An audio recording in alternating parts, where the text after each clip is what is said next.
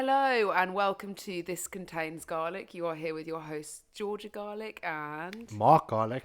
And we are back for episode 12. A little bit delayed. We do apologise. I've been down unwell. Been Man down all week, which has been a bit shit, to be quite honest with you. So if I What is sound a wrong bit with you? nasally... What is wrong with you? Probably COVID. Bit of vid. Do you know what it is? Is that we use the bus in London quite frequently because it is quite convenient where we live. Yeah. And I just think that those buses are so disgustingly dirty. You just can't avoid The amount of people that go on a bus on a day-to-day basis, it can't really be clean, can it? And we've really seen like a bunch of different varieties as well on the bus, haven't we? Yeah. The other day we were on the way to the gym, obviously, because if you've not realised by now, me and Mark literally only go to the gym, back to the park, walk the dogs maybe, we come back home. So there's very much it's a very solid routine during the week. But the other week we were on the bus and it was like 8 a.m. On a Sunday. Yeah, Sunday morning. And this woman gets off in front of us. She looks normal. Well, I don't know. She didn't look really She looked normal. okay. I wouldn't have questioned her. No. And we got off behind her and we get to a pedestrian crossing and she just starts taking her trousers off. Yeah. And I was like, wait, what the fuck's going on? And then she just stood there and pissed herself. And I don't think I've ever seen anything like it, actually. I mean... The only thing that reminds me of it was Little Britain. Where Britain. David Williams is that old lady and that just pisses herself. But this woman was not incontinent. There was no medical situation here. I think it was more mental. It's just the volume of piss. Yeah, she literally... It wasn't even a squat. It was a full-on just stand and piss herself. Yeah, and she looked directly in our eyes while she did it. It's quite impressive. I was pretty impressed. Because the chafe after that, when you start walking, you got piss between your legs. Oh my days! Why have you done that before, Mark? Yeah, I've pissed myself loads of times. You know what though? We then saw when we first moved in, I drank too much water, and then I basically pissed myself in the hallway. Oh my God, are you okay? Like, that is not okay to admit. Trying to get into the front door and I couldn't work the keys out. Do you know what? That's just weak pelvic floor, to be quite honest with you. We've discussed this. Then I started doing more dead bugs and now... Oh God, you know what? Like, fuck, you're just... in every way, just shut up. Yeah, no, if you don't piss yourself at least once every 6 months, then are you even alive? Okay, you are really not helping yourself. I don't think Mark's helped himself at all on this podcast in the sense of what you portray yourself to be like. But yeah, we did see Pissy Woman again, and she was only wearing a pair of tights. So no, then the next day we saw her walk up to another woman and wipe with a packet of crisps on her. Yeah, like a dirty packet of crisps that she walks up to this lady. And she starts rubbing it on this woman's like chest and on her shoulder. She's like, "This is yours."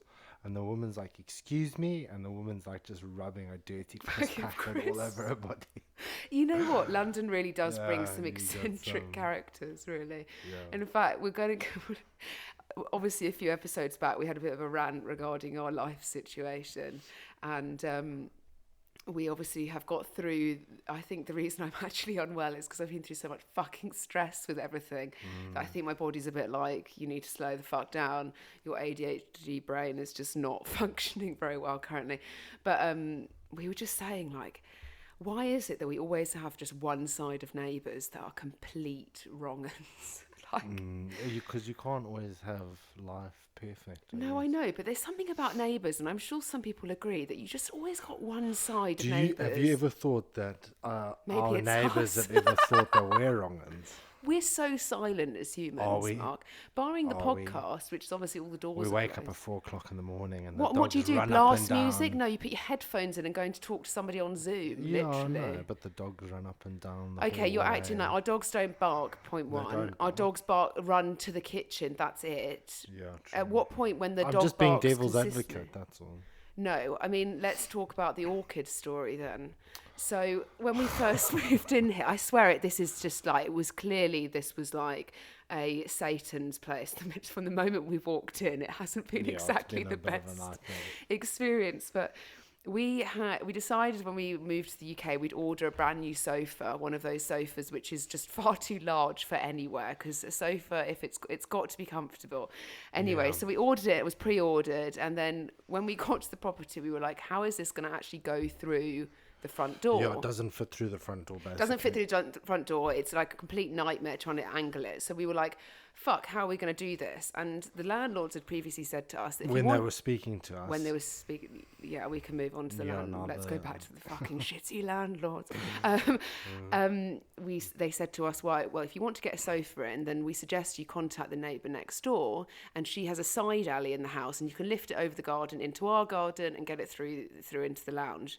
So we were like, okay, cool, that sounds good. Do you know what I mean? Super easy. Okay, well, the sofa arrives and it's huge, and then it goes a bit tits up with the neighbour because we can't get it through her house. It's too much of a lift and all of these things, especially with the delivery drivers. It was a nightmare. She was just basically she was just saying you can't move absolutely anything. We couldn't move we the were wheelie bin. Maybe we can move some things out. Move the sofa in and then put things back. And she was like, no, you can't do that. You can't touch anything. So like literally there was a tissue on the ground, and she was like, please don't move the tissue. There were bicycles and things like that. So you want us to lift the sofa above our heads just because we can't remove the bicycle, put them somewhere safe, and then return the bicycle literally like, no. 5 minutes later. Anyway, so the delivery drivers, it's out of their scope. So it comes to the point, the sofa's got to be sent back, okay? So we've inconvenienced the neighbour, and I've always been taught, being grown up, if I ever inconvenience somebody, to just send a gesture or drop, pop round with a bunch of flowers and say, sorry if we inconvenienced you. We didn't inconvenience her, actually. It really wasn't that. This was no more than 15 minutes. Yeah, the whole 15 minutes. I would even say 5. The 15 was probably like me ranting 10. On the phone to the delivery driver. Yeah, it was 10 minutes tops. Anyway, so I go to the garden centre. We live in southwest London, and the garden centres are fucking expensive here. And I spent £45 on an orchid. Okay, very nice, lovely vase, everything and that came with it. Yeah. Vase, Knocked on the door. And I said, I'm really sorry. She was actually really hesitant to even open the door to us. Yeah, she was. And so I just thought I'd pop this round because I'm really sorry that we inconvenienced you. Like, here's an orchid. She said no. She basically said no. I don't want it. No, I don't want. No, she didn't. She just said, oh, okay, she looked super reluctant. She took the orchid, and it was like we'd just given her a child, to be quite honest with you. Yeah, but let alone when we went into her house, they had loads of it looks like fucking and gnomes, flowers and gnomes everywhere, garden sculptures and a whole bunch of things. So we thought it would be it's like the botanical gardens next door with algae. So we thought it would be an appropriate gift. So lo and behold. Anyway, everything goes right. Close the door. Fine. 2 weeks later. No, 2 weeks later. 3 weeks later, we get a ring on the doorbell, and Mark answers the door, and she's holding the orchid there, and it's got one dead flower on it, and she says, I don't want this anymore, it's dying, you have it back. And she actually handed Mark the orchid back. I mean, what do you do in that situation? Do you know what I mean? You just say, thanks for my £45 investment. Yeah, £45 investment. And then I think that actually was just cursed. So I threw it away because I was like, I don't need this orchid in my life any longer. I mean, what a waste. I mean, but yeah, I mean, that's just the start. That counts, though. Was it the thought? Because clearly the thought didn't count. But thought for your own personal...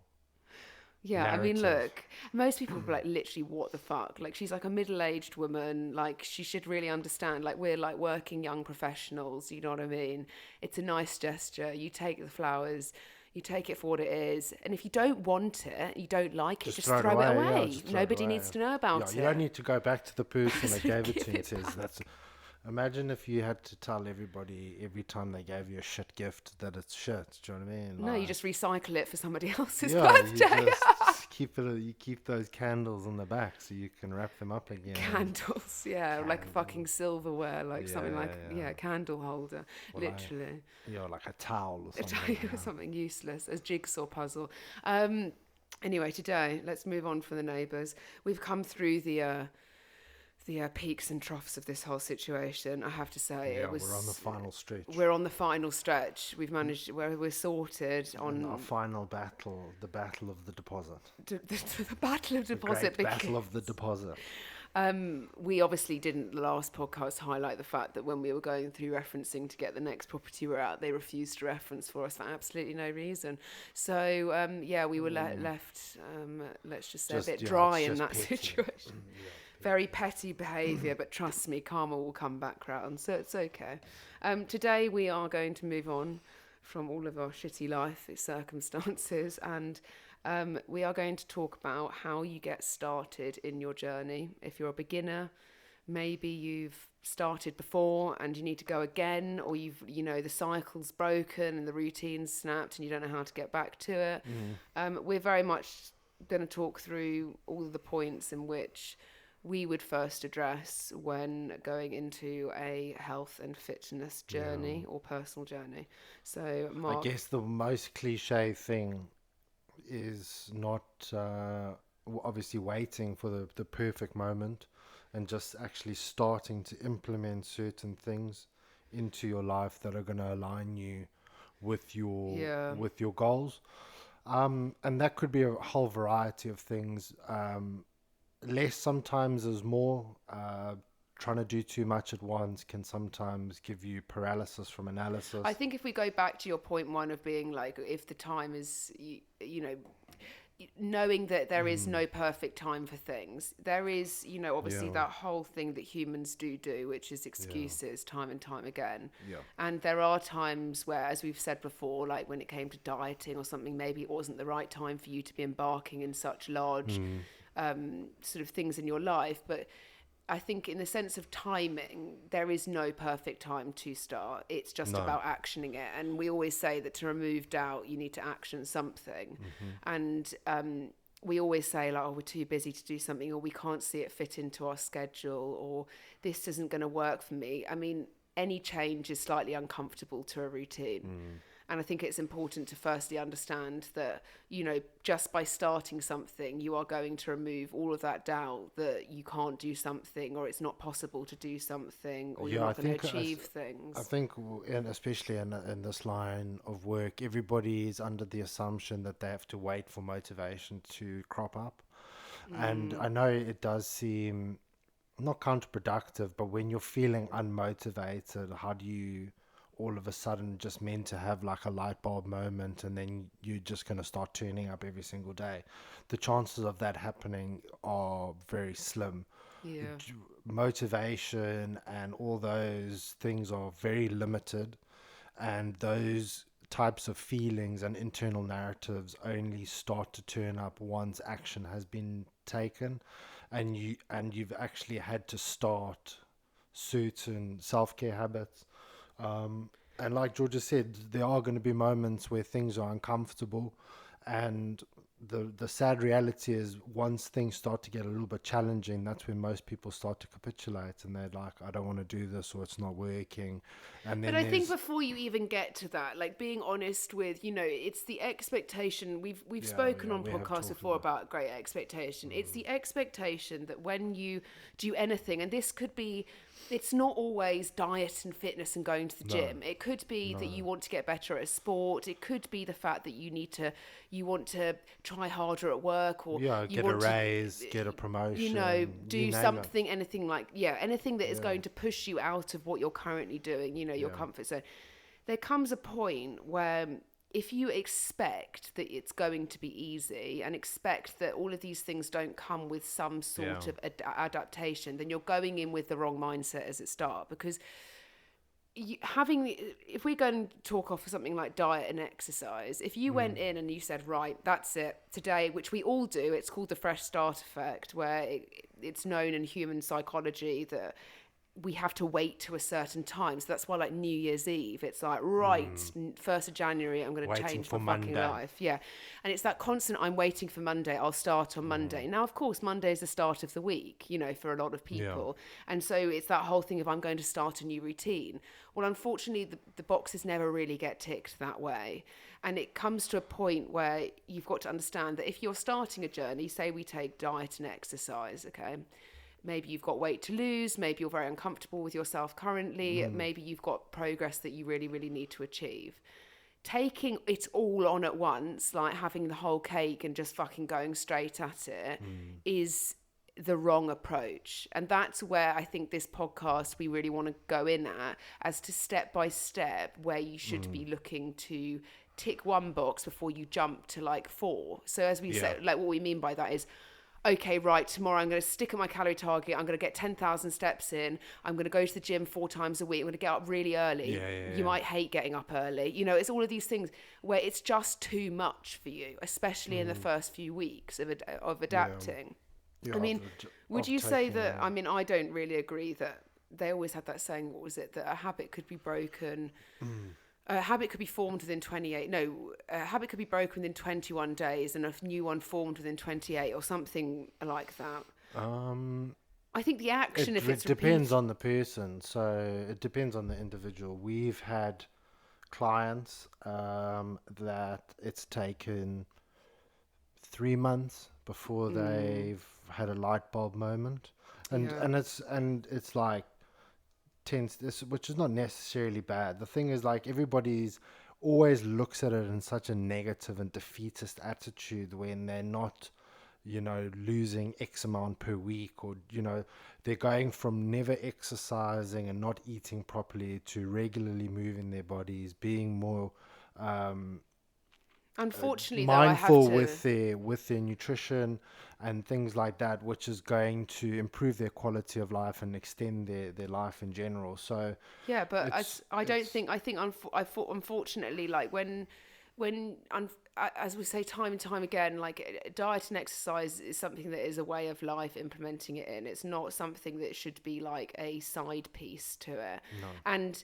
And I think that having to sell a result the whole time as a coach, or as somebody of the fitness and health industry that could be influential to a degree, that really affects somebody who potentially wants to, you know, joins and then expects a result within 3 months, and actually the application on their side is minimal. And so it's one of these things where I do think it's, you know, implementing, you know, diet, you know, even if you've been consistent to a training program for 3 months, that's great. It will take you ages to have a...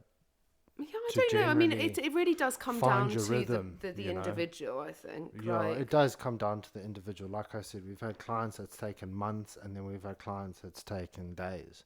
Yeah, or like literally a day. Like there are certain individuals. Some people hit the ground running, and they make huge quite progress. easy to change their lifestyle. But that's because maybe their lifestyle is quite flexible, you know. And then we've got people that are, let's say, have got night shifts and things like that, which generally struggle a little bit more in the sense of being able to make those adjustments as quickly, like getting your steps in, because the shift patterns are constantly changing. So it takes a while to feel the process out. It takes a couple of weeks to find what works for them. Yeah, but I'd also say that you do get a lot of people, and I think coaches listening to this, because I know we do have a lot of coaches that listen to this, will agree with us. You know, we always say this, like, you can literally educate somebody from the get-go. You can be there for them. But when it's a really weird thing in this industry, and I've spoken to so many coaches about this, and they all very much are in agreement. When every conversation we have with, you know, a trainer or a coach or whatever agrees the same. There are a few individuals which, you know, they don't tend to be very successful in the long run of things in any way, shape or form, because they start off in a really negative turn. So what I mean by that is people that sign up or are really keen to join, and then literally you're their worst enemy within the first day, for the sake of the fact that... I think you need to elaborate a little bit more on that, because if you let me talk, then we would. I just want you to circle back on what you'd like me to circle back on something I was already talking on. Yes, yes. Just this is a verbal rewind. If we were doing a grime set, I would spin you back. Well, if you could edit properly, maybe you could make the noise.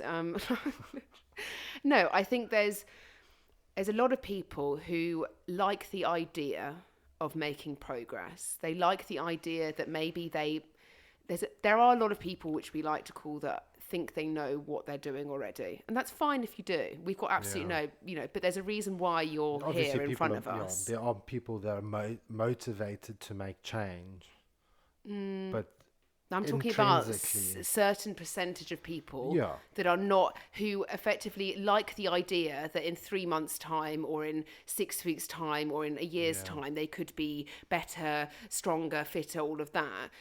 They go in with the attitude that they already know what they're doing, even though they're asking a coach for help. So technically our job is to guide you. Our job is to educate you with the best knowledge going forward and to keep you accountable. Yeah.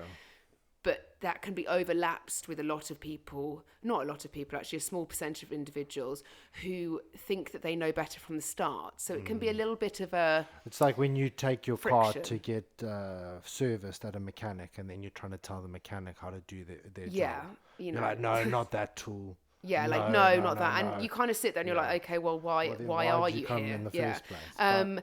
So, and then what happens is when they don't see progress because their application is minimal, which, as we said, if you take on so much more than you can chew, and we never take this approach with clients, like if you know, if you signed up with us, it's one step at a time, you know, like that's how very much the approach we take. But you know, it's that whole thing of I'm going to achieve all of this, and actually no applications really put in, minimal application, you know, you lose faith, blah, blah. And then it comes back round to the fact that suddenly your coach is your worst enemy because people are unable to take responsibility for their own actions. and it really sounds quite negative because in our job we've always got to be so positive, but there is that small percentage of people that, you know, think that, you know, they can do all of this and they know better, but they still need our help, but then won't necessarily even try and apply it. And then suddenly when it comes back round to keeping somebody accountable to it, they hate it. You know, and that's a human nature, like being told something, picking up on your vulnerabilities, which a lot of the time health and fitness is quite a vulnerability for people. I guess our job is troubleshooting to a certain degree, because you need to be able to find the current hurdles and then help that person overcome the hurdles. So when you're presented as a coach, you have to troubleshoot straight away, and sometimes that is highlighting not someone's flaws, but where someone's undergoing a bit of, you know, they've had to have a complete shift in their mindset towards one given thing, and you're like, hey, that's probably your weakest area. You know, most people don't, it's not that they don't want to hear it, but it's like nobody if you're a Taurus, nobody likes, you do. No, what are I'm you just fucking going to say talking nobody about? likes Are you going blaming your constructive horoscope criticism. for being that no Taurus likes constructive criticism? I don't mind constructive criticism at all. I think where it goes wrong, I'm a Taurus. What are you talking about? Speak for yourself. But I think where it can go, I mean, a little bit skew-if, can you say, that it's that... people, as we said, if it picks up on a vulnerability, it's either going to be a reaction which is, you know what, I'm going to think about this and that's actually correct, you know, or you have to be either willing to communicate. Now, a lot of people aren't willing to pass that line. And with a coaching position, in the sense of when you've hired a coach or you've hired somebody to help you, you have to be willing to let them in for anything to progress. And that's not, okay, like the depths of your life, but when it does go through to a personal journey, and if it is quite a mega journey, you need to be prepared that that person's wanting to help you as much as they can. So they need to gauge as much information from your lifestyle and how you live. And if you're not willing to communicate, I don't know, maybe you fill in, you know, we do weekly check-in forms. Maybe you it's a half-assed check, you know, couple of sentences, one line, you know what I mean? And you're expecting somebody to change your life. That's when you're going to struggle, because the communication is just not there. And that's, I guess, the very big difference between face-to-face and online coaching. We've obviously done both to great extents, and you know, face to face, you can kind of always tell. It's like that thing when they say, like, don't argue over like text or WhatsApp, because you can never really read what people are thinking. And it's true to say that that kind of can be repeated behavior in online, because there is, unless you are very willing to communicate and very free-willed person and you're wanting to see progress, it can put up a barrier where effectively it's a guessing game for us. And then the client can't necessarily communicate in the way that it should be to then be able to step forward into their goals. And I think this is safe to say it's very common human behavior to as we said, like nobody wants to be critiqued, and we don't critique, but if you're going to bring up a problem and we're trying to solve it, there would be a slight, maybe not criticism at not all. It would be very criticism. much trying to educate somebody. Yeah, it's more educational, just to get somebody to where. The thing is, I feel like people lose sight of that shit feeling that makes them wanting to do self-care changes. So you start your journey, the excitement carries you into week 3, week 4, the novelty of the experience wears out, and then you're realizing, okay, I'm going to have to do this pretty much the rest of my life. And for some people, it's like, okay, I don't mind. And for other people, that's quite daunting. But they forget that shit feeling of feeling insecure or feeling like they don't like being in their own body. Their internal narratives really negative. And they lose sight in that when that, to a certain degree, should be almost be your driving factor. You're like, I don't want to feel like this, and the only way I'm not going to feel like this is by action. Yeah. And then again, I guess that's where, like, with action, as we said, like, it's very easy at the start to make an excuse when it might not be. Miracles don't happen. We always say this, like, they don't happen in health and fitness. It comes with application and hard work in every sense. And, the biggest barrier for most people is that mental change. It's not the actual physical side. It's all like we've said numerous times before, like picking exercises and that kind of stuff. It's all You get that anywhere, pretty much the same, but it's the dealing with people on the consistent basis, trying to get them to do things sometimes that they don't want to do, but you have to get them to do that, knowing that they'll be able to get a result, but then also trying to put across that this is bettering your life. This is making you a better person, physically and mentally. I think going off of that, sometimes we get asked questions which is like, I don't feel great, like, should I just give up exercising? Should I stop? Do you know what I mean? Like, it's like, it makes you feel better. Like, okay, there is a very, very small percentage of people that maybe if you have serious mental health issues or anxiety levels, that going and exerting too many, and releasing a load of endorphins sometimes can make you feel a bit jittery and not great.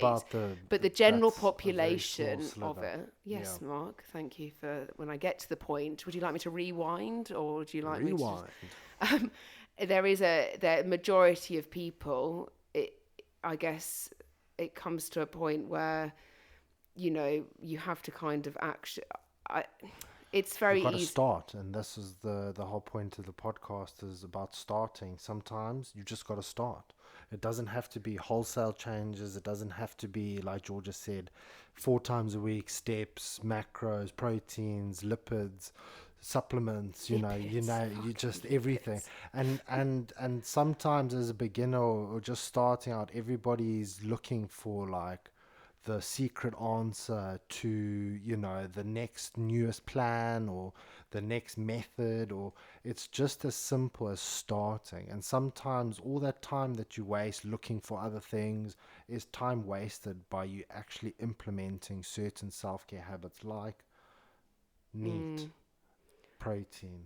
Yeah, okay, well, let's get on to those steps then, instead of just listing them all, Mark. Okay. So we obviously just said that, like, there is never a right time to start. In your diary, when you mark today, I'm going to start, most of the time it ends up with you not starting. I guess within common sense, like, if you're literally going on holiday, there's no point in, like, starting. Do you know what I mean? Like, if you've got a couple of days or a week or something like that, it's better just to get... I'm just saying, there are certain moments when... Yeah, but yes, but like, but again, you could be, there's nothing to say that if you had a big goal to reach and you were due to go on holiday, first of all, you need to be able to manage that. It's something which we're not going to go into holidays. We should not be talking about holidays, Mark. You've now brought up holidays, which we're not going on. George is feeling very... You've always said this on a podcast, that I feel sad that I'm not going on holiday. No, because you're feeling sad because we actually were meant to be going on holiday this week. Yes, thank you. It was this week we were meant to be going on holiday. In fact, I got a reminder from my British Airways flight. That they didn't want to refund you. That didn't want to refund me, whatever. But I think, getting to grips with it is always a good time to be consciously aware of what your goal agree is. with what you're saying, so moving forward on time, okay, so we've got past the fact that like there is no perfect time, you just need to start. When you are a beginner in anything, you always take it one step at a time. So if you've started, it's what are you starting? So we're obviously very professionals in health and well-being. So if we were to speak off of that, we would say that if you were completely starting from fresh and your goal was weight loss, most common goal that we get. Yeah, most common goal. It is, the most common goal that we I get. would say 8 out of 10 people just want to lose a bit of weight. So I'd say 9 out of 10 people probably. 9 out of 10. I think everybody always wants, even if they don't need to lose weight, they want to lose weight. yeah, but that's not for you to even really dictate, unless you're dealing we're with like. We're getting sidetracked. Yeah, but it's because you keep on going off fucking sidetracks. Do you know what I mean? And then telling me to rewind to square one. You can tell I'm just really angry. Anyway. So step 2, I would say, okay, so if you've got a weight loss goal, you need to look at it, right, okay, so for my weight loss goal to be achieved, let's bang on about a calorie deficit, you probably need to start being aware of what you are consuming on a day-to-day basis.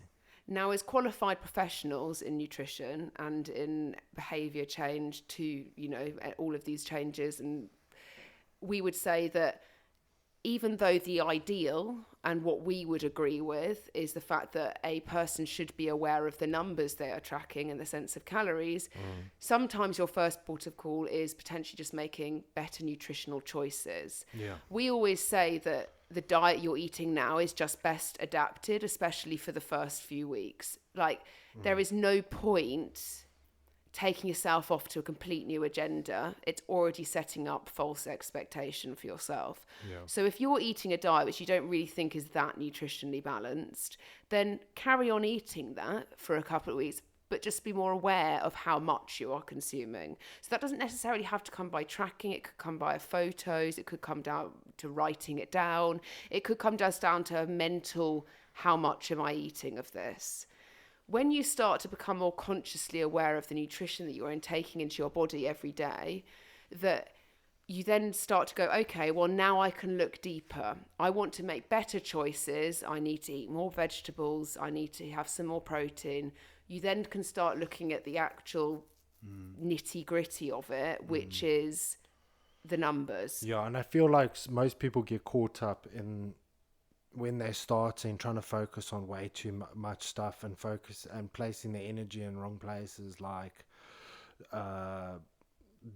calories dictate the process, but they're looking at like micronutrients and how much sulforaphane can I get in broccoli and all this kind of stuff that really starts to, like, as you really start to zoom into, you'll just start to clutter your brain with like trying to be able to hit everything I did perfectly. You're never going to. We don't even. I don't. Yeah, it just makes the process so daunting when there's just. Yeah, I would say a lot of people do really focus on the points that literally need no focus on, and even though it's effectively distracting you from what you're really trying to achieve. It's not that we're oversimplifying it as well, but it's also, it can be quite simple to a certain degree. Yeah, but, with all of this stuff around, we are avid answerers to questions. If you follow us on social media, you'll know we get asked a lot of questions per day just based off of health and well-being.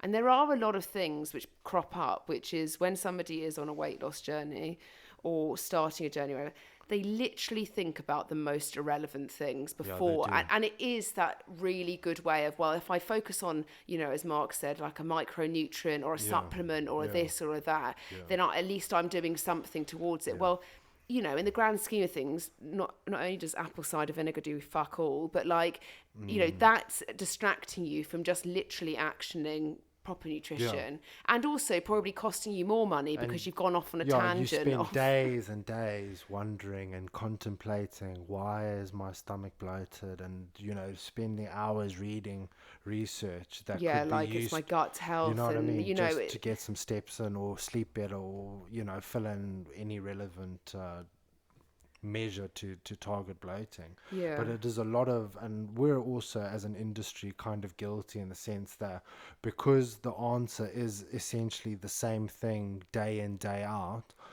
it can be quite boring to just Yeah. constantly promote the same message over and over again. So we then start within the industry start to pick up on certain things to run with it, to either make content or to sell it to you. We Point are. one, I've never done that, No, of course, we've never done but that. it's the But same thing as there is a.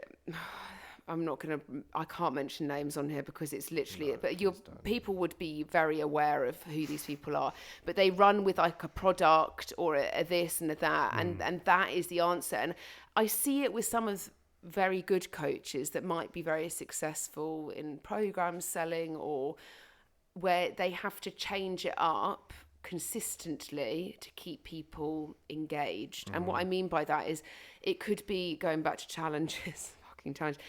We were talking about this earlier, where people constantly then sell like a different sort of regime or method as such, just to keep people interested. So let's say you're an avid strength and conditioning coach that does structured periodization, and then you're moving on to different modalities like hit-based training. Not to say that you can't, but it's just constantly Yeah. mixing your messages and your signals to your marketing, which is driving your sales because you need a unique product for people to constantly buy. But you're also now slightly contradicting yourself, first of all. Second of all, you're just making your target market more confused. Yeah, well, actually, I am gonna mention one name on here because I actually think it's really relevant. So he's not a coach, he's a doctor. Doctors, there are some wonderful ones that are really educated on health and nutrition and stuff, but a lot of them really are not, and a lot of them run with a lot of shit, which really, really upsets the general population. And the reason being is because everybody trusts doctors, and I mean, there's some fucking crackheads of doctors. I have to, they funny that. Not anyway. I saw something come up on social media the other day, and it was Mark Hyman, who. They've all got their own agenda, okay? They've all got large communities. You might fucking love his stuff. If you do, well, just remember there's always a bias towards these things. And he put up a whole video technically blaming women's nutritional choices for the reason why they had PCOS syndrome. So obviously that's like polycystic ovary syndrome, which is not factually correct, and technically blamed every woman that had been diagnosed with PCOS throughout the whole of their lives, that their nutritional choices were the reasons why they had it. And that is scientifically incorrect in every way. Then on the back of that, he will then sell you probably a book on PCOS, to tell to eat, which not is eat like gluten. a recipe book. And massive drum roll, please. What are you eating? More vegetables. Thank you. We all know that when you have PCOS, that nutritional interventions can be put into place to help manage the symptoms, but it is not the cause as to why you have it.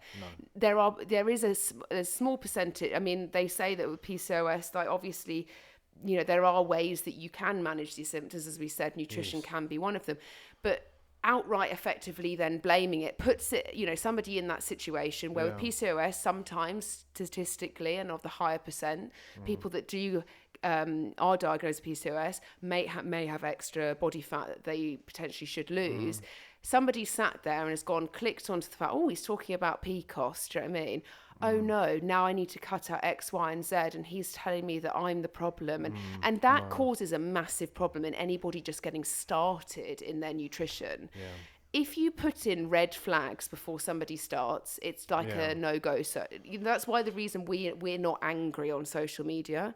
It sounds really bizarre, but there's a lot of coaches that call out people and say, oh, that's bullshit, or they're shit or that. And we don't do that for the primary reason that we think it really stops people from starting something that's actually quite a good thing. Everybody's got their camp of individuals and their fans and things like that. So as soon as you start, trying to pull someone down, the people just get their backs up. And at the end of the day, Like, I used to do that. Obviously, I used to be quite confrontational. Like for like It's 2 years. yeah, Yeah, you're a bit of a dickhead, to be quite yeah. honest But with that you. was I put that down to the people that I was surrounded by, because they were Very triggering. they were very triggering, and they themselves were a bit dickheadish. So they rubbed off onto me, and I became a bit of a dickhead. You know. Oh God, yes. But I Dickheads think a lot of unite. these things also come down to, and it's a bit of a sidetrack, but a lot of these bold statements made within the industry generally are being made by people that don't work with clients on a day-to-day basis. Mr. Whatever that dude's name is, he's not sitting every single day taking in emails from clients that are paying No, him he's and trying ignoring to them. navigate and help each individual person on an individual level. And I appreciate once you get to that point in the industry where you're really big, you can't really help everybody, but you on an individual basis. But just we are very, very good in this industry to make huge statements, like which I akin to basically pulling a pin out of a grenade, throwing it, and then just running away and Never even engaging with it. not dealing with the Yeah. repercussions. I mean, you see it every single But the problem time. is You it's see it to on do with, TV, you see it yeah, but on it's social all about media. engagement. And It's like, yeah, but you've never actually worked with a client. So yeah. if you actually worked with Sally, the entrepreneur who has two What is it with you, kids, an entrepreneur? blah You blah really blah, think you are? whole life story, that information that you're giving that person is not going to work in the real world. But you just saying it flippantly like you think it's going to work is really, Or blaming people for their yeah. issues. That there is this thing where, of course, we are all fully responsible for the way the positions that we put ourselves in on a day-to-day basis. Some things are out of our control and some things are in our control. And we always say focus on what you can control. But outright blaming people for their issues and saying you're the fucking problem, you haven't done this, you're like that because of this, like that, it doesn't help a situation. There is very, very few people, like when you go on SAS Who Dares Wins, that can deal with somebody screaming in your face, telling you that you're a piece of shit. There are a few business models that have been, especially in the UK and the US, actually. Let's talk about The Biggest Loser, where they literally used to scream, "You're a fat mess." Do you know what I mean? Like, get up and go on the cross trainer. Statistically proven to be very short-lived. Yes, and exactly. And how many people have maintained the weight lost on Biggest very Loser? few. None, literally. In fact, I was at boot camp with a guy that was on Biggest Loser who literally regained 65 kilos. So it's not exactly something to promote. But I think in a sense of getting started, if we're going back round, let's do a little bit of a circle back. Rewind. Rewind. If Mark could edit again, we'd be able to have a rewind. If you are getting distracted by the things that literally don't affect you on a day-to-day basis, then Getting distracted by what other people are doing. Do you know what I mean? Like what? You Who gives a constantly, fuck? you've got your program going on, you've got your diet going on, you're scrolling through social media and you're seeing some random person doing something that you think is, oh, that's a good idea. And it just like a deer in the headlights starts to confuse people. You don't need to pay attention to what other people are doing. You need to focus all of your time and effort on what you're trying And to achieve. if your mind is telling you that you need to go and take something else, you need to adjust something, or you need to eat this to have that, or to do this to get this, you are distracting yourself from making progress. So the main thing is obviously to if you can hear in the background, our dogs decide just to eat biscuits in the middle of the you probably can't hear it, maybe you can. Anyway, then just start with what you can control. So if we're talking, so we've just brought up obviously nutrition side, like, if it is about just balancing, finding what's the right thing for you, then just becoming aware and consciously aware of what you are consuming on a day-to-day basis would be your starting point. Yeah. And then going into things where you can be tracking or adherable to. Yeah, it doesn't have to be tracking, could be fasting, it could be, it could be any nutritional... Let's not pump nutritional interventions. No, but I'm just saying it could be any nutritional intervention that you find relevant in your life, but you need to understand the overall intake. Fasting is not going to help you educate yourself on anything further. Let's be honest. Just saying, fasting is a tool once you've understood your nutrition, in my opinion, where you can then go, okay, well, I don't want breakfast today because I'd like some calories for later. Or you find yourself after you've tracked or being consistent with your nutritional consciousness of what you are consuming, then you can start to go, well, actually, I've realised that I'm not hungry in the morning, or I like most of my food in the evening, or that then you can start going, well, maybe I'll have intermittent fasting. But again, I don't You have to get the first step, which is understanding the overall picture, and then the second step is deciding. Okay, but I still don't think that you say to yourself, I'm fasting. I think that's complete shit, to be quite honest with you. People love to put labels on skipping breakfast. Yeah, but you shouldn't put... Yeah, of course, if you skip breakfast. But I don't even think, like, today and Monday to Friday or Monday to Saturday, I am fasting. But people love, like, oh, what are you doing? But we shouldn't be suggesting that.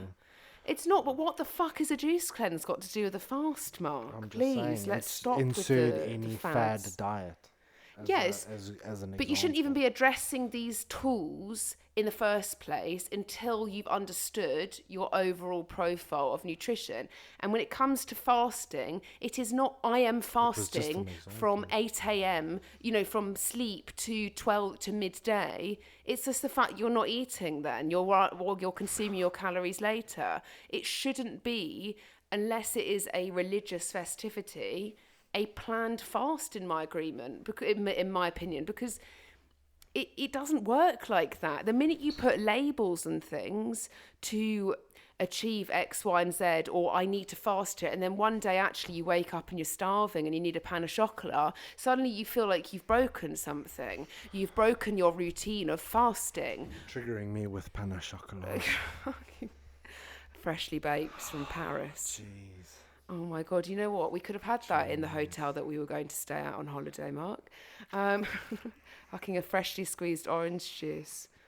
Literally. Oh, I love orange juice. All the fluids. Apple juice even. Only freshly squeezed. Please don't give me the concentrate. I do love it. My favourite is a buffet breakfast on holiday. Yeah, but you're a bit weird with buffets because you'd take me to an country buffet if you had a fucking chance, wouldn't you? Yeah, I want to go to the one. There's one I don't know if it's there anymore in Wimbledon, where you can have Chinese, Indian, American. I always think that you should never go for multicultural restaurants. You know why? Because they're never going to be as good at one thing. Like, at least just go, if you want to eat Chinese, Indian, Italian... and Indian together on like a naan bread is delicious. You are literally questionable as a human. Old Dilbrad used to have nachos and like curry sauce. There you go. Well, you and Dylan can go to a buffet in fucking Africa. The ice cream afterwards, the little chop. Or a little chop. So can I have some... like gummy bears and fucking ice cream, like a weirdo. Cadbury buttons. Yeah, but you can just tell that you just didn't have this accessibility of food when you were growing up.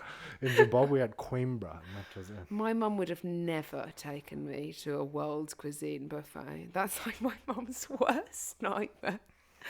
You need to be ethically diverse. Please don't. I think, in fact, in terms of our food choices, you had tried absolutely fuck all when we'd met. Yeah, but I blame that to my upbringing. Well, how do you blame it? You didn't have any fucking food in Zimbabwe. Yeah, like we didn't have loads rice. of stuff. Oh yes, you had rice. Raspberries, blueberries. We didn't have any of that growing up. Just raspberries and blueberries. So that's where you get. So an all-star fucking cuisine. That's what you're eating: raspberry and blueberry. Yeah, there's tons of like seafood was a bit of a snag being a landlocked country. I would not be eating seafood in Zimbabwe. There you go. No, it's just not. But meat, you ate like a fucking zebra. Beef. No, don't say that, people. A zebra. Peter, what's it called? Peter. What's the animal? The people that throw paint They're on the Canada a bit contradictory in their own right. Do you know what I mean? They're like, they tell people like not even to touch a spider, to like move it outside, and that you need to let it. I agree with them. I think we should allow spiders to. Shut up! You can't. The reason you're saying that's because you're unable to kill a spider because you're a bit of a pussy with it. And you know what? Just a tip: if you're ever getting married in your life, just choose somebody that can kill insects, because Mark can't. Yeah, I don't do and insects. it stresses me out because I hate spiders. I literally can't stand them.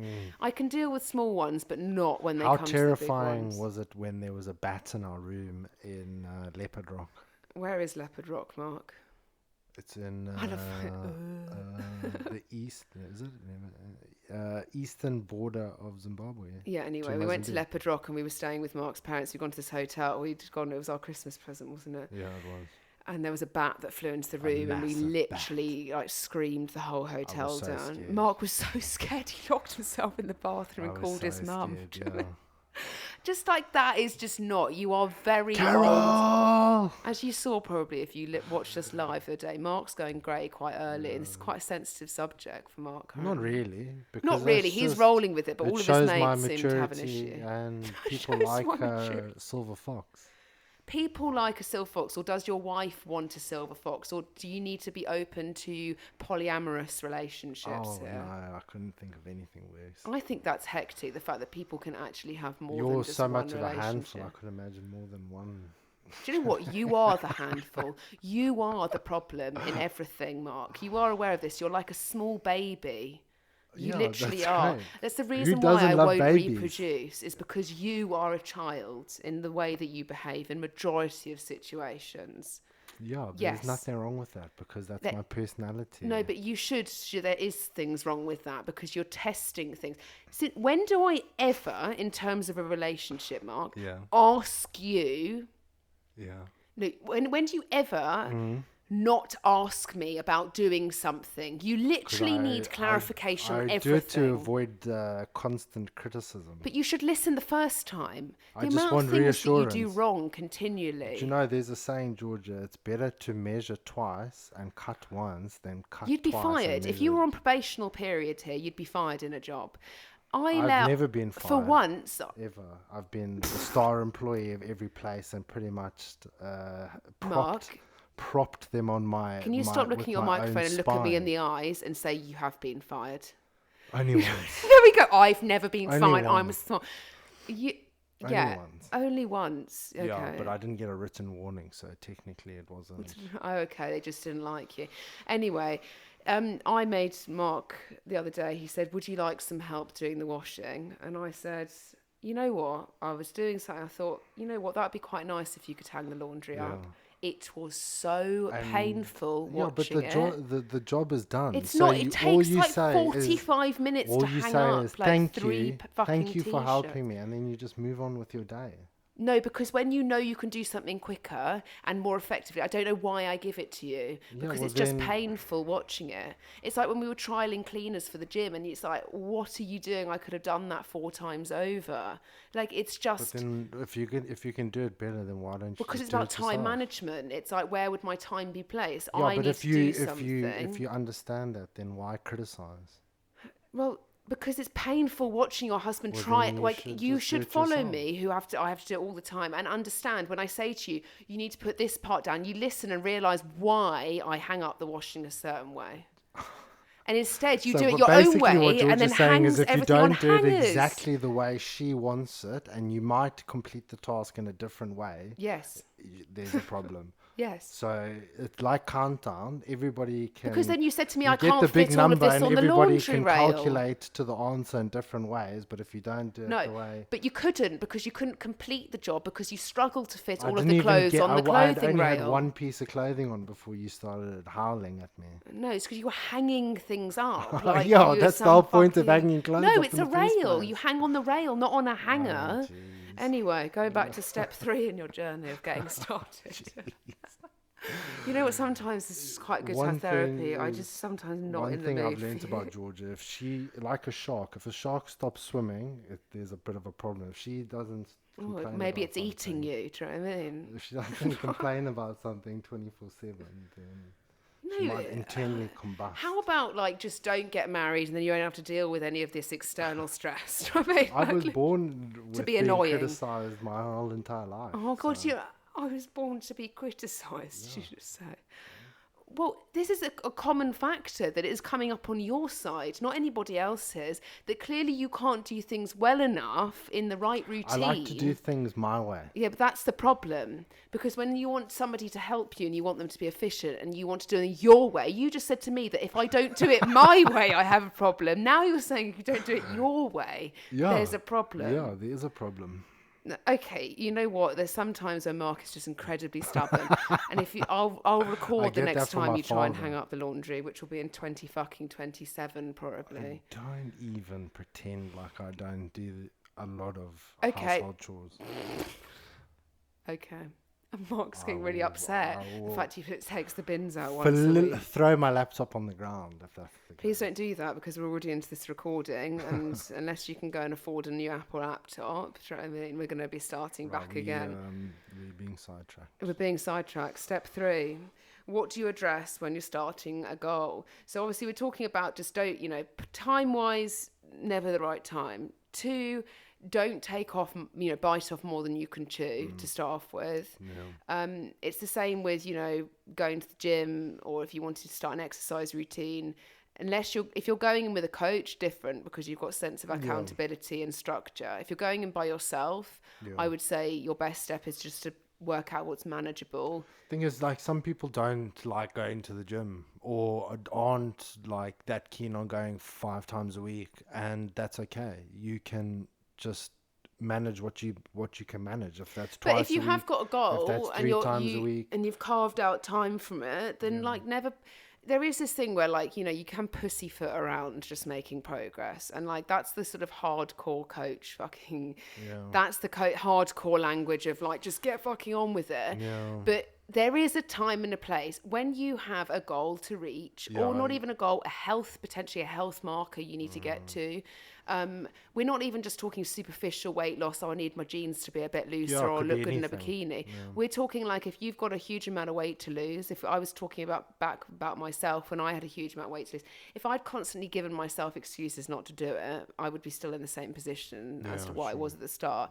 So there is a time where you literally need to go, I need to carve some fucking time out of here. Yeah, I need to sacrifice to achieve something, and my current lifestyle does not make me happy. I am not getting any health benefits. I am falling behind at work. I am not doing well in my life, and I am mentally unhappy, and it's having a play on my mental health. I need to action something where you just need to go ahead and bloody action it. And I guess once you also start or contemplate starting any self goal, you need to realize that nobody is going to turn up to do it for you. You have to action things yourself. You've got to shoulder the responsibility of being an adult. And you are, if you're in the privileged place to actually set goals and work them out, then you also need to have the personal responsibility to take your action and choices and be accountable to them, so that and there's no point in pointing fingers at anybody. It's nobody's fault, barring your own. This is a very it is a very nuanced subject depending on the individual. So you never take anything just with a pinch of salt. Because this comes down to the individual at the end of the day and their situations. But in broadly speaking terms, as an overview, a majority of people need to just get fucking on with it. And there is a time and a place where obviously if you can have the affordability factor of a coach, or you need a coach, where a lot of people do. There's the reason why we have jobs, where you need that person to not only give you that structure, but to give you that accountability that you're doing well. So when you can't potentially see progress yourself, or you're struggling mentally with the mental processing of it all, that somebody's there saying you're doing great, it's fine, just keep going. But if you don't have necessarily a coach, and you just want to be a bit more active or more conscious of your health, it really does come down to you. And we get a lot of people that say, this is a very common question we get asked. It's, coming up to the weekend, I always fuck it up at the weekend. If you are that serious about your goals, you will not fuck it up over the weekend. I appreciate routine is very different throughout the week to the weekend for a lot of people. And that is the biggest struggle factor with people that potentially like to socialise, or they're really in a strict routine on the Monday to Friday and then they just fuck it over the weekend. If you are going in with the mindset that you are going to fuck it up over the weekend, you will go and fuck it up over the weekend. Sure. Because you've kind of pre-planned it. You've preempted it. And of course, you know, there's learning in all of this. Yes. If you're in a situation where you have a coach and somebody, you know what I mean, and you know those weekends where you like to socialise, you like to go out, like to go for a meal or enjoy yourself a bit more, get up later, bigger breakfast, you name it, whatever, then you need to obviously then communicate with the coach that that's your weak spot. And so that the coach can go in and say, this is how you're going to structure it. Maybe we budget calories. Maybe we do this. Maybe we can give you all the tools to be able to manage it. If you're going on your own right, then, and you've got a goal and you know that weekend, you know, constantly at the weekend you're fucking up, you need to assess why you are. Is it because your routine is too strict throughout the week? Where it comes to the weekend, you feel like you deserve a treat. It is prone human psychology to constantly want to treat ourselves whenever we've done anything right. It's like that sort of reward system that we've spoken about. I guess as well, some people just don't want to choose, you know, make hard choices when you're going out and you want to. Like we get people that will speak with or inquire who will be heavy drinkers at a weekend, and they're like, well, I don't necessarily want to do this because I like to drink. And it's like, well, there is some health drawbacks to that, and if you want to step forward in your goals, then you need to probably limit your alcohol consumption. And it's like they don't want that anyway, so there's probably no point in I guess it also comes down to like expectations. Like you have to have a hierarchy of needs when you're starting your goals, and then things need to slit into those hierarchy of needs. And then once those are in their positions, they can change around, but you generally try and stick to, okay, this is very important to me. And then you just sometimes got to make sacrifices when it comes to certain situations, because obtaining a goal is always going to require sacrifice, and it does in every other aspect of your life. So I don't understand why people are like so dumbfounded when they've made no sacrifice and they haven't put work in, but they expect to be, you know, shredded. But it's like I've said this to numerous clients. It's like when you started a new job, your first day, you sit there like a lemon most of the time. You don't know what's going on. You don't know where anything is. You're asking people tons of questions. You don't really know what you're doing. You're learning on the job. It's super uncomfortable. The first couple of days, weeks, months, you don't feel like you belong there. You just don't. You're struggling to find the ropes, so on and so forth. It only takes you months, years to finally find your feet and gain some confidence.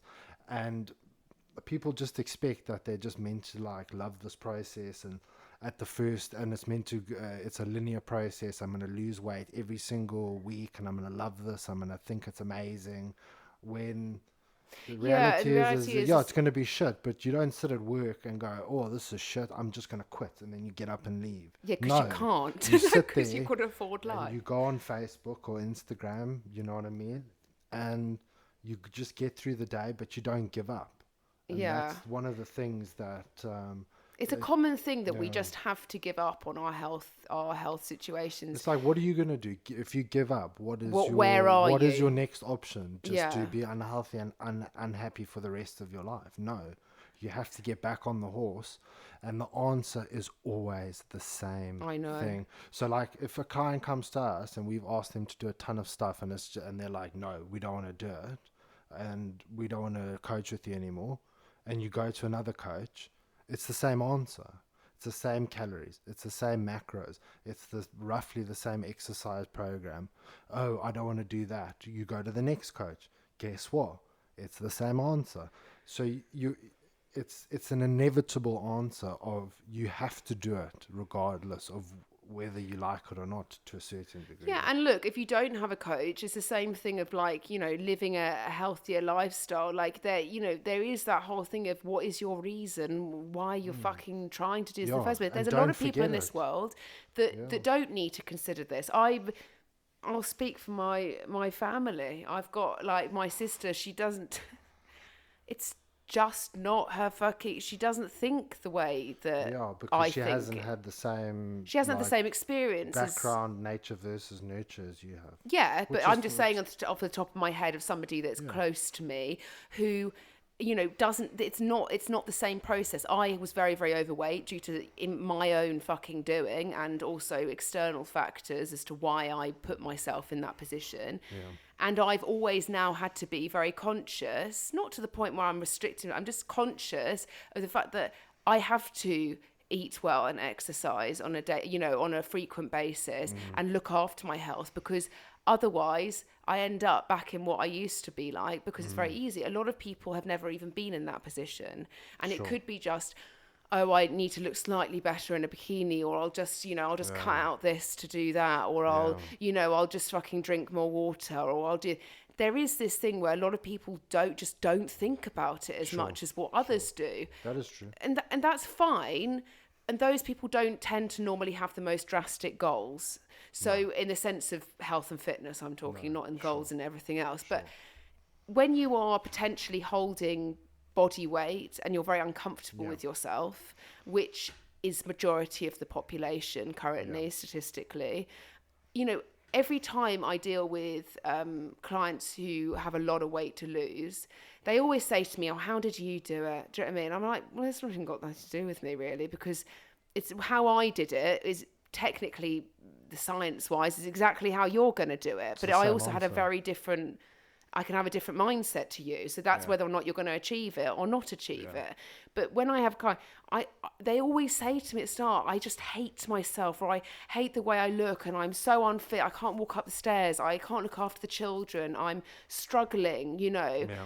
And they forget that, you know, 3 weeks in, when, you know, that, and that's something you can never forget. And sometimes as humans, and majority of the time, you need to give a fuck. And we've said this before in a podcast, where you can't just not think about, you know what I mean, and just swim through life. Got to, like I was trying to say in the beginning of the podcast, you must remember that the feelings that you felt that got you to action certain things.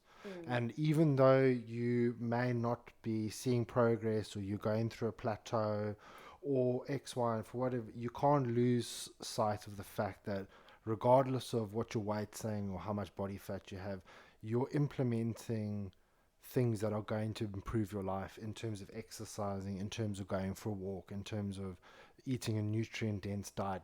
It may or may not affect the way that you look, but it is going to improve your quality of life, and it is going to extend your life as well.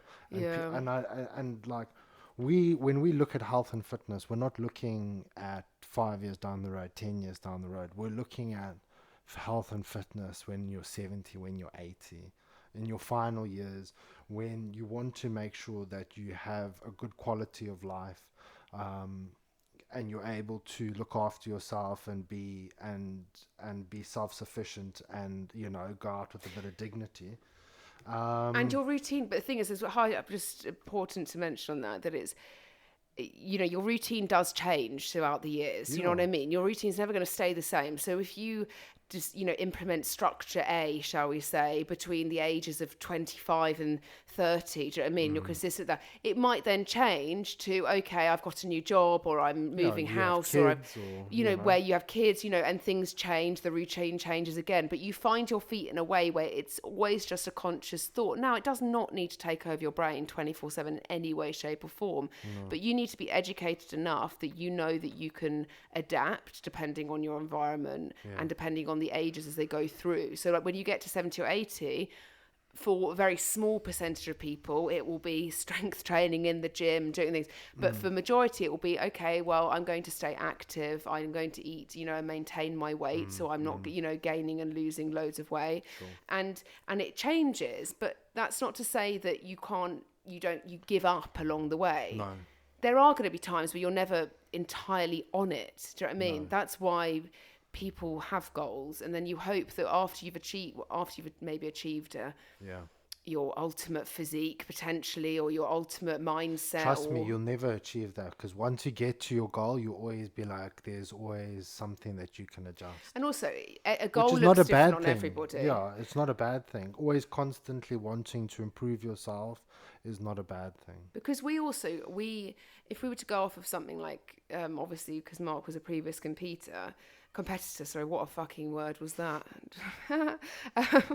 Anyway, competitor, competer.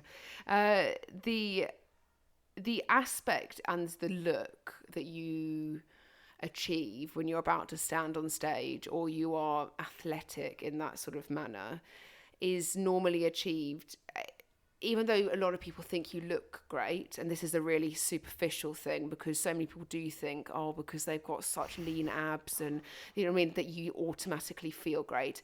Absolutely no competitor feels great like 10 weeks out of a show. They feel like dog shit week after week. The difference is they turn up to apply themselves, and they do it no matter what, because their goal is to look and to produce a certain physique for a stage and show that physique, and they work fucking hard at it to get there. And that is the difference between somebody that might be interested in competing and, oh, I like some abs, to those that are actually athletes, because those athletes turn up every single goddamn day, and whether they're literally depleted as fuck and feel like they've been hit by a bus. I hate every moment of it.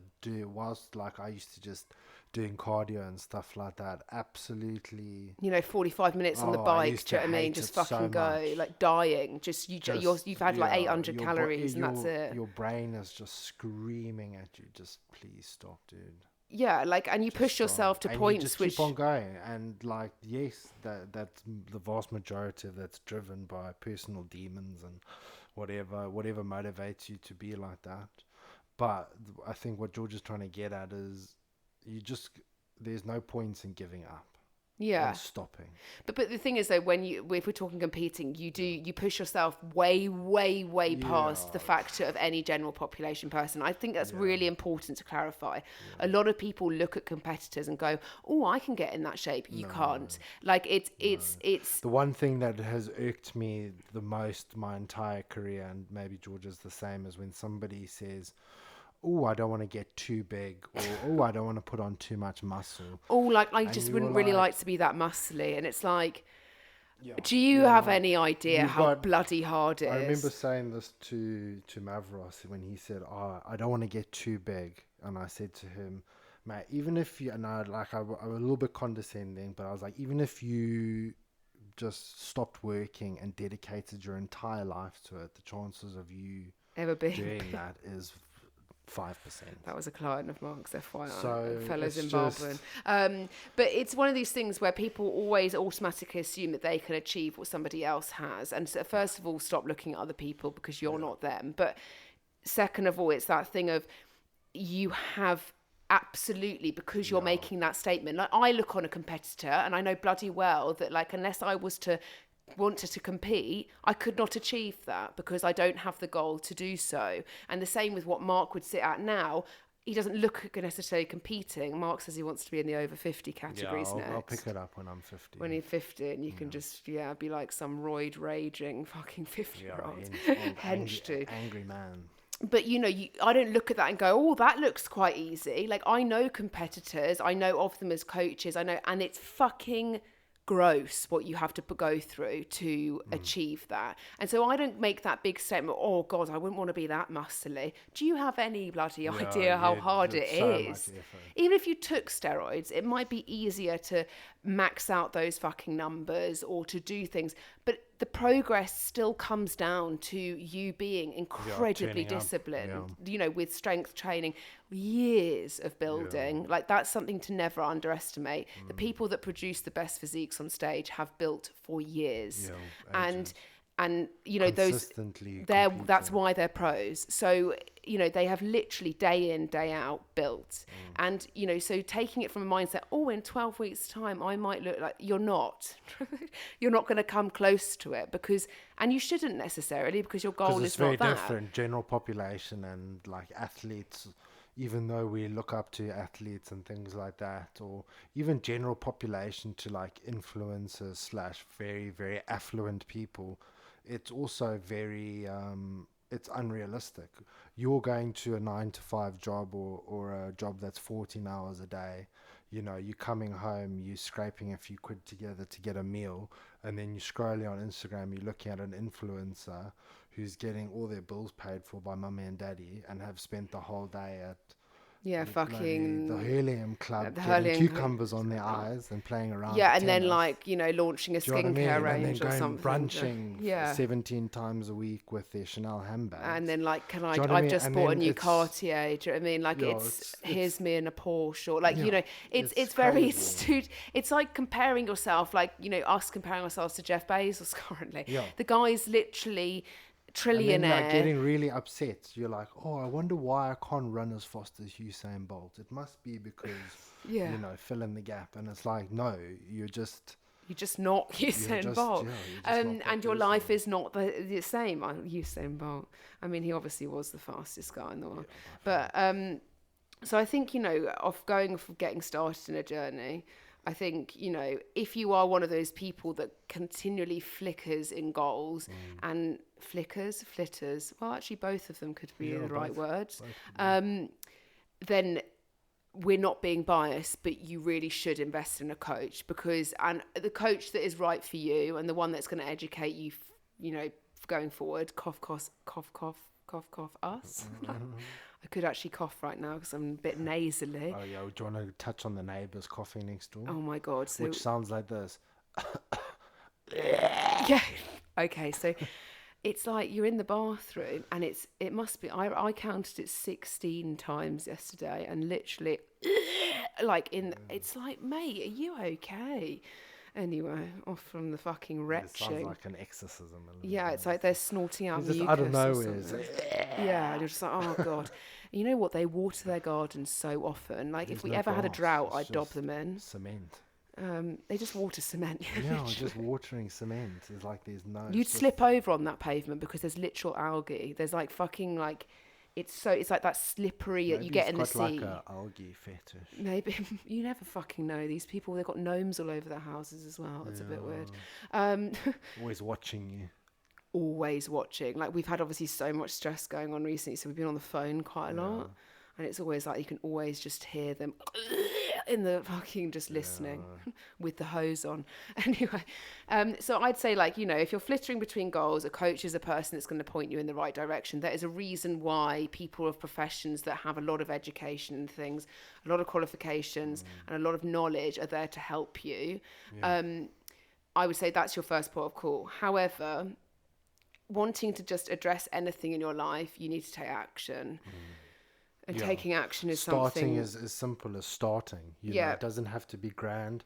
It just means implementing certain things into your life at a rate that you're comfortable. And like we've said, it's not health and fitness. It's every aspect of life. Getting a raise. When there are no raises happening at the moment. Trying to get that 9.4% inflation. Just to not fucking replicate in your bank account, literally. Like all of these things where, like, you know, you need to make and take action accordingly to your own. You know. Yeah, and don't, you know, and it's so much easier. Like they, you know, there's a reason why Nike. Some people call it like Nick and Nikki. No, they don't. Yes, they do. There was a whole fucking Nike. Nike. That is Nike, isn't it? Is it people Nike? in South Africa call pizza. What? Fucking... Are they taking the piss? No, they call it pizza. Pizza, do you know what I mean? Imagine the Italians listening to this. They're like, what? Bellissimo. That's not even Ciao right. bella. Ciao bella. Yeah. If anyone watching Love Island, favourites to win, Ekansu and Davide, 10 out of 10. I thrive at their relationship. Yeah, in fact, a client's just come back from Italy and said it was just the most wonderfully friendly place. I've had quite a few Italian clients. Yeah, they've been wonderful, they've actually. always been absolute humour. Yeah, really pleasant to deal with, unlike us British people. Well, I wouldn't say British people are the hardest. Who do you think the hardest is? Just generally. Oh, here we go. I know. I just think it's for me personally, because I I've seemed to gel with Irish people. I seem to gel with Italian people. I don't seem to gel well with like Russians. Okay, well, I don't I think don't know. currently Well, I'm many. just saying. I've had a I couple gel of. really well with I had Russians. one Russian client. She was really sweet. And then the other lady, I don't know. Like, I never knew if she liked me or not. Do you know what I mean?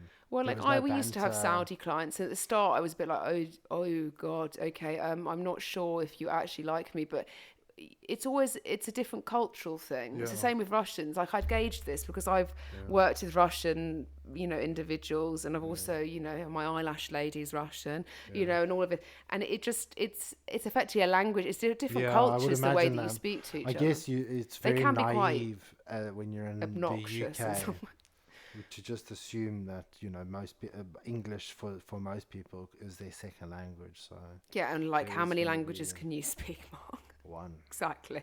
This is Barely. one of those things where I'm just like, there's us trying to Yeah, fucking really make judgment on disappointed it. in my life. Yeah, I'm just one thing I've always wanted to be is bilingual in just some degree. Maybe Yeah. Chinese I'd quite like to learn. Mandarin. I did try. In fact, I think my parents remember me doing a recital at school once. I said one line of Mandarin, Did you? wearing a silk. Is it a kimono? I think that's Japanese. Mm. Kimono's a toilet. No. A toilet? There, a commode. That is a toilet. I don't know. That's where you have to. It's like a base. It's. Is it? Oh my god, I'm gonna have to do some learning. googling. Fucking learning here. I've probably said the complete wrong thing. I'm sorry if I offended you. Yeah, I think Italians are great. We'll go to Italy next year probably and eat a lot of pasta. They like raving. They like raving. Mark says. They Anyway, like raving.